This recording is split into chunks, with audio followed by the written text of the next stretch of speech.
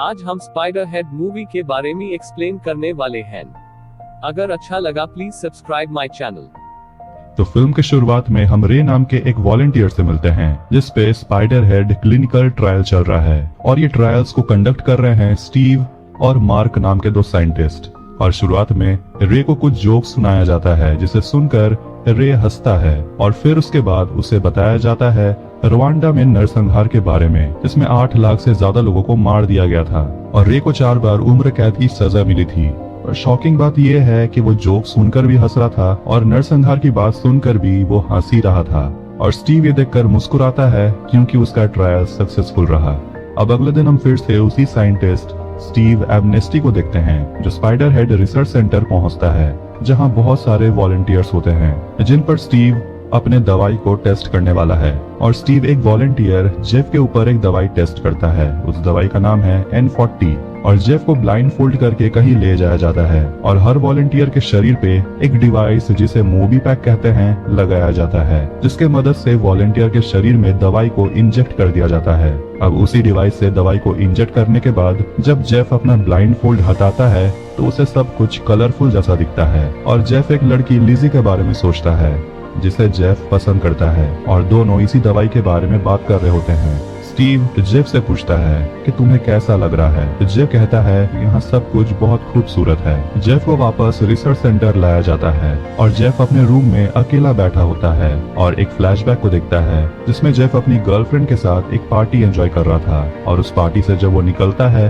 तो उस कार का एक्सीडेंट हो जाता है। अगली सुबह स्टीव अपने 2 वॉलंटियर्स जेफ और हेदर से बात करता है और स्टीव पूछता है कि जेफ तुम्हें हेदर कैसी लगती है, तुम हेदर को 10 में से कितना दोगे। जेफ कहता है 7.5 और हेदर को पूछने पर वो बताती है कि वो जेफ को 5 देगी। फिर दोनों पे N40 ड्रग्स को टेस्ट किया जाता है जो उनके शरीर में उसी मूवी पैक से इंजेक्ट किया जाता है। इसके बाद वो दोनों एक दूसरे की तारीफ ही करते रहते हैं और थोड़े ही देर में दोनों एक दूसरे के ऊपर टूट पड़ते हैं जैसे दोनों को एक दूसरे से प्यार हो गया हो।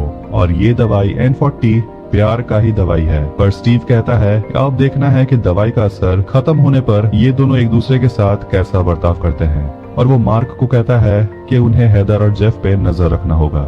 फिर जेफ लीजी के साथ सारे वॉलंटियर्स के लिए खाना लेकर आता है और जेफ और हेदर एक दूसरे को वहाँ देखते हैं। फिर अगले ट्रायल में जेफ और सारा होते हैं। मार्क सारा और जेफ में N40 यानी कि उसी प्यार वाले दवाई को डाल देता है और दोनों शुरू हो जाते हैं। फिर अगले सीन में मार्क जेफ का डिवाइस यानी कि मूवी पैक में दवाई को रिफिल करता है और बोलता है कि ट्रायल के समय ध्यान रखना कि कोई भी तुम्हारा मूवी पैक ना छुए वरना प्रॉब्लम हो जाएगी।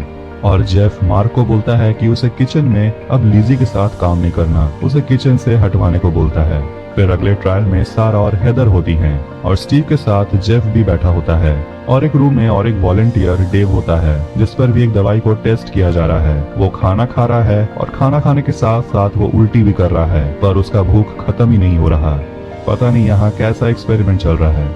स्टीव जेफ से पूछता है कि तुम हेदर और सारा के लिए क्या फील करते हो। स्टीव कहता है कि वो किसी को पसंद नहीं करता पर उन ट्रायल्स में जो भी हुआ वो धीरे धीरे उसके दिमाग से धुंधला पड़ रहा है। और जेफ हेदर और सारा को डार्क एंड फ्लॉक्स देने से मना कर देता है जो स्टीव उन दोनों पे डालना चाहता है क्योंकि उस ड्रग से दर्द बहुत होता है जो झेला नहीं जा सकता।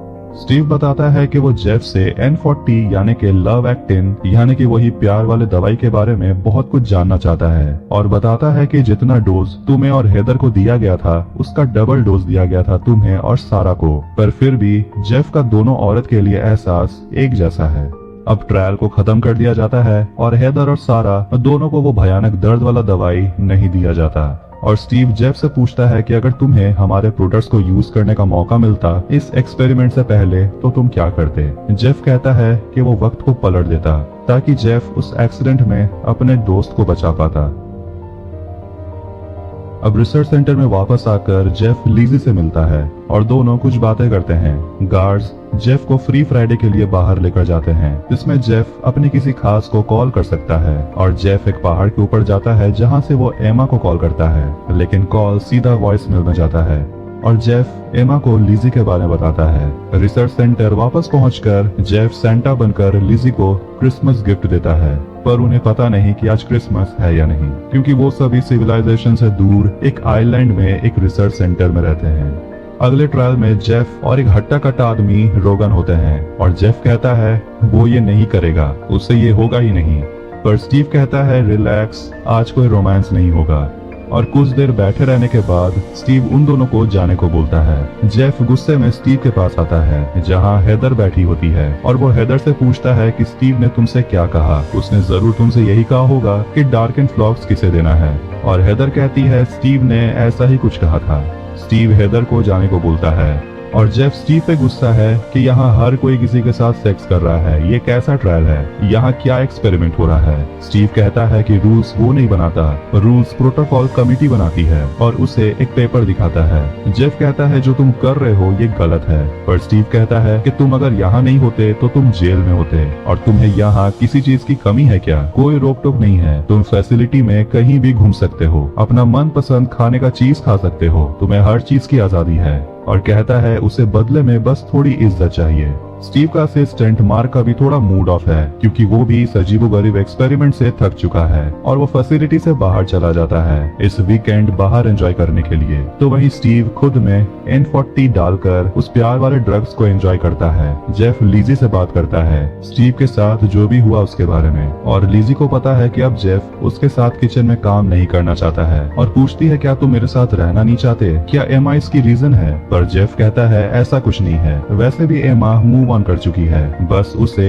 एमा की एक बार आवाज सुनना पसंद है। और जेफ लीजी को बताता है कि वो लीजी के साथ रहकर कैसा फील करता है। अब अगले दिन मार्क आकर स्टीव का मोबी पैक रिफिल करता है और मार्क स्टीव को इस दवाई के रिस्क के बारे में बताता है। पर स्टीव कहता है कि दूसरों से पहले हमें खुद पर इन ड्रग्स को ट्राई करना होगा ताकि अगर हम फेल हुए तो जवाब दे सकें। तभी वहाँ जेफ आ जाता है और स्टीव जेफ से अपना मोबी पैक और दवाई छुपा लेता है।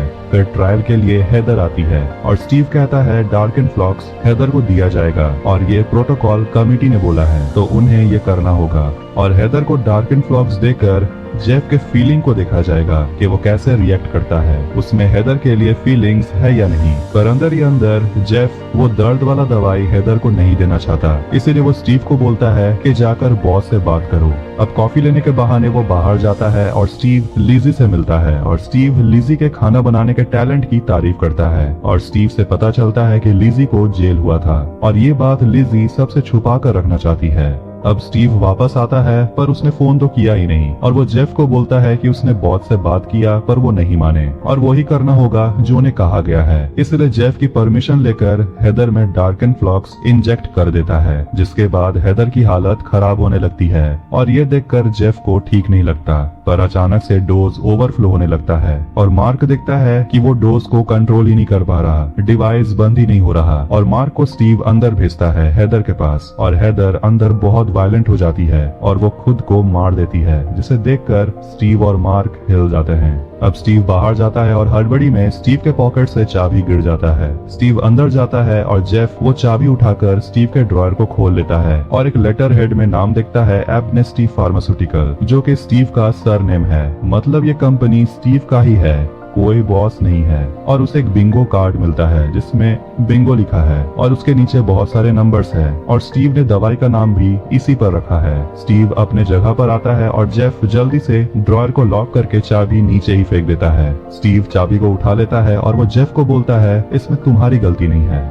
मार्क इस हादसे को रिपोर्ट करना चाहता है पर स्टीव कहता है इसके साथ साथ मार्क का भी करियर खराब हो जाएगा, वो भी डूब जाएगा। इसीलिए स्टीव उसे समझाता है कि यहाँ पर सब कुछ ठीक है और ये तो ट्रायल में होता रहता है, पर मार्क के लिए कुछ भी ठीक नहीं है। अब स्टीव जाता है जेफ को समझाने कि ये साइंस है और साइंस का मतलब अनजान चीजों को ढूंढना है और एक्सपेरिमेंट में ये हादसे होते रहते हैं और अगर ये एक्सपेरिमेंट सक्सेसफुल रहा तो वो दुनिया को बदल देंगे। और स्टीव जेफ को रिलैक्स फील कराने के लिए दोनों एक दवाई G46 का यूज करते हैं, जिसके बाद दोनों टेंशन भुलाकर हंसने लगते हैं। अगले दिन लिजी पे ट्रायल चलता है और लिजी स्टेपलर से डरने लगती है एक दवाई के वजह से। और ट्रायल के बाद लिजी अपना फीलिंग्स जेफ को बताती है। कहती है कि वो कई साल जेल में बिताई है, पर क्या ये जगह जेल से बेहतर है, और कहती है इससे अच्छा तो जेल का टॉर्चर था, कम से कम वो स्टेपलर से तो नहीं डरती थी। और जेफ से पूछती है कि तुमने इन सारे ट्रायल्स के लिए हाँ क्यों कहा, और जेफ कहता है क्योंकि वो डिजर्व करता है। और तभी हम एक फ्लैशबैक देखते हैं उसी रात का। पार्टी से निकलने के बाद जेफ के साथ कार में एमा भी होती है और कार का एक्सीडेंट हो जाता है, जिसमें जेफ तो बच जाता है, पर जब वो एमा को बचाने जाता है तो कार ब्लास्ट हो जाता है, जिसमें एमा मर जाती है। इसलिए हर बार एमा का कॉल वॉइस मेल में चला जाता है। लिजी जेफ को गले लगा लेती है और कहती है तुम अच्छे इंसान हो, मैं जानती हूँ, और दोनों किस करते हैं। जेफ और लिजी किचन में बात कर रहे होते हैं, तभी वहाँ स्टीव आ जाता है और स्टीव उन दोनों को देख लेता है एक साथ। और जब जेफ सो रहा होता है तो कैमरे पे स्टीव उसके रूम में लिजी का एक तस्वीर देखता है और खुद में N40 इंजेक्ट करके सो जाता है। अब रात में स्टीव जेफ को अपने लैब में बुलाता है और बताता है कि कमिटी चाहती है कि तुम एक और मेंबर को डार्कन फ्लॉक्स देने की परमिशन दो, और अंदर होती है लिजी। इसीलिए जेफ लिजी को डार्कन फ्लॉक्स देने से मना कर देता है और स्टीव कहता है कि तुम रात भर अच्छे से सोच लो, कल सुबह बताना। फिर मार्क जेफ के रूम में जाता है उसका मूवी पैक चेक करने। तब जेफ मार्क को बताता है कि उसे पता है यहाँ कोई कमिटी नहीं है और ये कंपनी स्टीव का ही है, और पूछता है तुम ऐसे लोग के साथ काम क्यों कर रहे हो, तुम्हें तो बाहर कहीं भी काम मिल जाएगा। तब मार्क बताता है कि वो यहाँ आया था बस दुनिया का भला करने। जेफ कहता है वो तुम अभी भी कर सकते हो। अगली सुबह जेफ स्टीव के पास जाता है, पर वहाँ मार्क नहीं होता। स्टीव कहता है उसका तबीयत खराब है और आज लिजी पे वो ड्रग ट्रायल होने वाला है, उसी भयानक दर्द वाले ड्रग्स का। पर जेफ कहता है वो नहीं करने वाला, वो लिजी को डार्कन फ्लॉक्स नहीं देगा। ये सुनकर स्टीव गुस्सा हो जाता है और पूछता है तुम ये क्यों कर रहे हो, तुम लिजी से प्यार करते हो। ये जानकर कि लिजी जेल में थी, पर वो जेल में क्यों थी ये जानकर तुम उसे प्यार नहीं करोगे। पर जेफ कहता है वो जानना भी नहीं चाहता, और स्टीव लिजी को बोलता है बताने कि आखिर तुम जेल क्यों गई थी। और लिजी कारण बताती है कि उसके वजह से उसकी 9 महीने की बच्ची मर गई थी, और वो जेफ को बोलती है कि तुम ये एक्सपेरिमेंट करो क्योंकि ये मैं डिजर्व करती हूँ। और वो चिल्लाने लगती है मुझे वो दवाई दो, और जेफ वो दवाई रिलीज कर देता है। पर अचानक से स्टीव हंसने लगता है, और ये स्टीव को भी नहीं पता ऐसे सीरियस सिचुएशन में वो हंस क्यों रहा है। और फिर पता चलता है कि जेफ स्टीव के मूवी पैक को कंट्रोल कर रहा है, और जेफ स्टीव में डार्कन फ्लॉक्स रिलीज कर देता है। और जेफ बताता है कि मार्क पुलिस को बुलाने गया है, उसका तबीयत खराब नहीं है, और बताता है कि तुम हम पर B6 टेस्ट कर रहे थे, और ये दवाई यानी कि B6 लोगों को तुम्हारा गुलाम बना देती है। पर स्टीव बताता है जेफ को कि वो एक दुनिया बनाना चाहता है जहां सब एक दूसरे की बात मानते हो, दुनिया में सबका भला हो, इसीलिए उसने B6 को बनाया। पर अपना एक्सपेरिमेंट फेल होता देखकर स्टीव डरता है कि अब उसे जेल हो सकता है, और जेफ स्टीव से जबरदस्ती मेन डोर खुलवाता है। पर स्टीव जेफ पे हमला करता है और वो डिवाइस लेकर लिजी पे डार्कन फ्लॉक्स का 4 वायल रिलीज कर देता है और डिवाइस को तोड़ देता है। जेफ और स्टीव के बीच फाइट में स्टीव का मूवी पैक खराब हो जाता है, और जेफ जाकर लिजी को बचाता है और उसके मूवी पैक से बचा हुआ I6 यानी कि डार्कन फ्लॉक्स निकाल देता है। फिर दोनों वहाँ से भागते हैं और स्टीव अपने सारे वॉलंटियर को भड़काता है कि जेफ और लिजी यहाँ से भाग रहे हैं और उन्हें पकड़ने, और सारे वॉलंटियर्स में B6 ड्रग्स है, इसीलिए वो स्टीव की बात मानते हैं। और स्टीव फैसिलिटी की तरफ पुलिस को आते हुए देखता है और सारे वॉलंटियर से लिजी और जेफ लड़ते हैं, और स्टीव